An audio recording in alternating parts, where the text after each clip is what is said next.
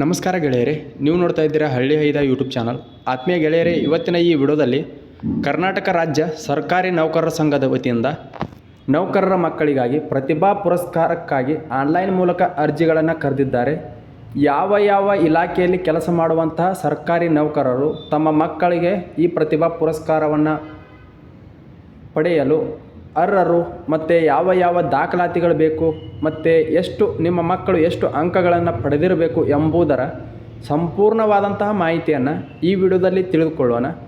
ಅದಕ್ಕಿಂತ ಮೊದಲು ಇನ್ನೂ ಯಾರಾದರೂ ನಮ್ಮ ಯೂಟ್ಯೂಬ್ ಚಾನಲ್ನ ಸಬ್ಸ್ಕ್ರೈಬ್ ಮಾಡ್ಕೊಂಡಿಲ್ಲ ಅಂದರೆ ದಯವಿಟ್ಟು ಸಬ್ಸ್ಕ್ರೈಬ್ ಮಾಡಿಕೊಡ್ರಿ ಅಂತ ಹೇಳ್ತಾ ಈ ವಿಡಿಯೋನ ಶುರು ಮಾಡ್ತಾ ಇದ್ದೀನಿ. ಇಲ್ಲಿ ನೋಡ್ಬೋದು, ಕರ್ನಾಟಕ ರಾಜ್ಯ ಸರ್ಕಾರಿ ನೌಕರರ ಸಂಘ ಕಬ್ಬನ್ ಉದ್ಯಾನವನ ಬೆಂಗಳೂರು, ಅಂದರೆ ಕರ್ನಾಟಕ ರಾಜ್ಯ ಸರ್ಕಾರಿ ನೌಕರರ ಸಂಘದ ವತಿಯಿಂದ ಕರ್ನಾಟಕ ರಾಜ್ಯ ಸರ್ಕಾರಿ ನೌಕರರ ಮಕ್ಕಳಿಗಾಗಿ ಪ್ರತಿಭಾ ಪುರಸ್ಕಾರಕ್ಕೆ ಅರ್ಜಿಗಳನ್ನು ಕರೆದಿದ್ದಾರೆ ಅಂತ ಹೇಳಿದ್ದಾರೆ. ಅಂದರೆ PUCಯಲ್ಲಿ, ಅಂದರೆ ಮೊನ್ನೆ ಫಲಿತಾಂಶ ಬಂತಲ್ಲ PUCದು 2024ನೇ ಸಾಲಿನ PUCಯಲ್ಲಿ 90%ಕ್ಕಿಂತ ಹೆಚ್ಚು ಅಂಕ ಗಳಿಸಿದಂತಹ ಕರ್ನಾಟಕ ರಾಜ್ಯ ಸರ್ಕಾರಿ ನೌಕರರ ಮಕ್ಕಳಿಗಾಗಿ ಪ್ರತಿಭಾ ಪುರಸ್ಕಾರಕ್ಕಾಗಿ ಆನ್ಲೈನ್ ಮೂಲಕ ಅರ್ಜಿಗಳನ್ನು ಕರೆದಿದ್ದಾರೆ. ನೀವು ಅರ್ಜಿಯನ್ನು ಹಾಕಲು ಅವರು ವೆಬ್ಸೈಟ್ ಲಿಂಕನ್ನು ಕೂಡ ಕೊಟ್ಟಿದ್ದಾರೆ, ಸ್ಕ್ಯಾನರನ್ನು ಕೂಡ ಕೊಟ್ಟಿದ್ದಾರೆ. ಬೇಕಾದರೆ ಈ ವೆಬ್ಸೈಟ್ ಲಿಂಕನ್ನು ನನ್ನ ವಿಡಿಯೋ ಕೆಳಗೆ ಕೊಟ್ಟಿರ್ತಾನೋ ಅಲ್ಲಿಂದ ಹೋಗಿ ನೀವು ಡೈರೆಕ್ಟ್ ಅರ್ಜಿಯನ್ನು ಹಾಕ್ಬೋದು.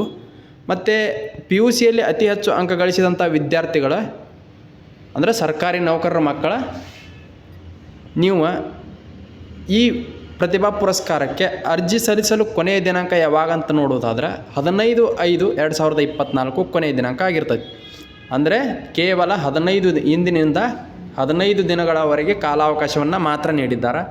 ಆದ್ದರಿಂದ ಈ ವಿಡಿಯೋನ ಪ್ರತಿಯೊಬ್ಬ ನೌಕರರಿಗೂ ಕೂಡ ಶೇರ್ ಮಾಡಿರಿ, ಅವರ ಮಕ್ಕಳು ಈ ಪ್ರತಿಭಾ ಪುರಸ್ಕಾರದ ಸದುಪಯೋಗವನ್ನು ಪಡಿಸ್ಕೊಳ್ಳಿ ಅಂತ ಹೇಳ್ತಾ, ಮತ್ತು ಈ ಅರ್ಜಿ ಸಲ್ಲಿಸೋಕೆ ಮಾನದಂಡಗಳನ್ನು ನೋಡುವುದಾದ್ರೆ ನಿಮ್ಮ ಮಕ್ಕಳ 90%ಕ್ಕಿಂತ ಹೆಚ್ಚಿನ ಅಂಕಗಳನ್ನು ಗಳಿಸಿದ್ರೆ ಮಾತ್ರ ನೀವು ಆನ್ಲೈನಲ್ಲಿ ಅರ್ಜಿ ಸಲ್ಲಿಸಿರಿ ಅಂತ ಹೇಳಿದ್ದಾರೆ.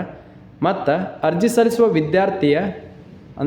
ವಿದ್ಯಾರ್ಥಿಯ ತಂದೆ ಅಥವಾ ತಾಯಿ ಕರ್ನಾಟಕ ರಾಜ್ಯ ಸರ್ಕಾರದ ಕಾಯಂ ನೌಕರರಾಗಿರಬೇಕು. ಅಂದರೆ ಯಾವುದೇ ರೀತಿಯಾದಂಥ ಗುತ್ತಿಗೆ ಆಧಾರದ ಮೇಲೆ ಕೆಲಸ ಮಾಡುವಂಥ ನೌಕರರ ಮಕ್ಕಳಿಗೆ ಈ ಪ್ರತಿಭಾ ಪುರಸ್ಕಾರವನ್ನು ನೀಡುವುದಿಲ್ಲ ಅಂತ ಹೇಳಿದ್ದಾರೆ.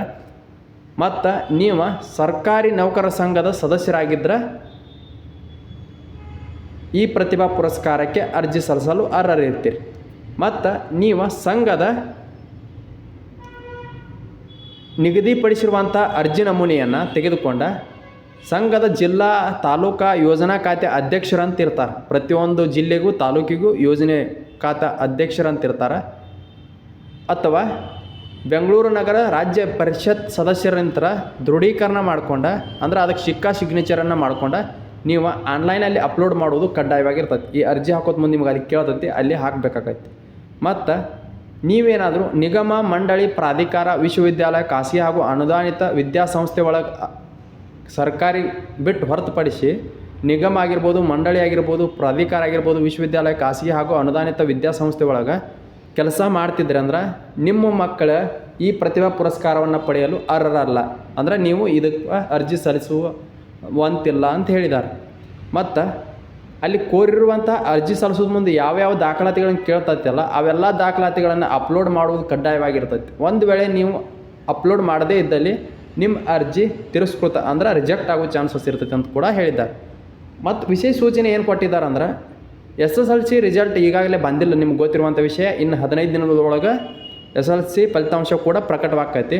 ಆವಾಗ ನೀವು ಏನು ಮಾಡಬೇಕಂದ್ರೆ SSLC ಮತ್ತು CBSE ಫಲಿತಾಂಶ ಪ್ರಕಟಗೊಂಡ ನಂತರ ಈಗ ಮೇಲೆ ಏನು ವೆಬ್ಸೈಟ್ ಲಿಂಕನ್ನು ಕೊಟ್ಟಿದ್ದಾರಲ್ಲ PUC ಅರ್ಜಿ ಸಲ್ಲಿಸೋಕೆ, ಅದೇ ಲಿಂಕಿಗೆ ಹೋಗಿ ನೀವು ರಿಸಲ್ಟ್ ಫಲಿತಾಂಶ ಬಂದ ತಕ್ಷಣ ಅರ್ಜಿಯನ್ನು ಸಲ್ಲಿಸಿರಿ. ನಿಮಗೆ ಅರ್ಜಿ ಸಲ್ಲಿಸೋಕೆ 31/5/2024 ಕೊನೆಯ ದಿನಾಂಕ ಆಗಿರ್ತದೆ. ಅಂದರೆ 1 ತಿಂಗಳವರೆಗೂ ಕೂಡ ಕಾಲಾವಕಾಶವನ್ನು SSLC ವಿದ್ಯಾರ್ಥಿಗಳಿಗೆ ನೀಡಿದ್ದಾರೆ.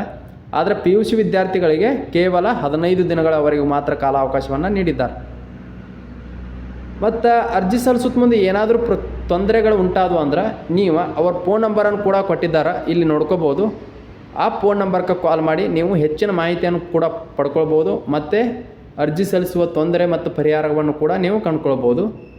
ಇದು ಇವತ್ತಿನ ವಿಶೇಷವಾದಂತಹ ವಿಡಿಯೋ ಆಗಿರ್ತೈತಿ. ಈ ವಿಡಿಯೋ ಇಷ್ಟ ಆಗಿತ್ತಂದ್ರೆ ದಯವಿಟ್ಟು ಲೈಕ್ ಮಾಡಿರಿ. ಅದೇ ರೀತಿ ಇದೇ ಮೊದಲ ಬಾರಿಗೆ ನಮ್ಮ ಯೂಟ್ಯೂಬ್ ಚಾನಲ್ನ ನೋಡ್ತಾ ಇದ್ರೆ ದಯವಿಟ್ಟು ಸಬ್ಸ್ಕ್ರೈಬ್ ಮಾಡಿಕೊಡ್ರಿ ಅಂತ ಹೇಳ್ತಾ ಈ ವಿಡಿಯೋನ ಇಲ್ಲಿಗೆ ಮುಗಿಸ್ತಾ ಇದ್ದೀನಿ.